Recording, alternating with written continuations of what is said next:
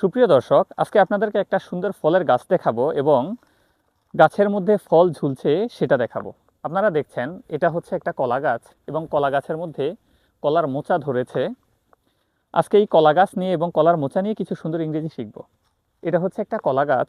This is a banana plant. কলা গাছের মধ্যে লম্বা সবুজ পাতা রয়েছে। The banana plant has long green leaves.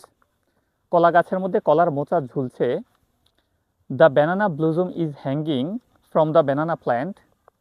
কলার মোচা রং দেখতে লালচে বা বেগুনি। The banana blossom looks reddish or purple in color. কলাতে ভিটামিন বি, ভিটামিন সি এবং কার্বোহাইড্রেট থাকে। Banana contains vitamin B, vitamin C and carbohydrate. কলা শরীরে তাৎক্ষণিক শক্তি যোগায়। Banana provides instant energy to the body.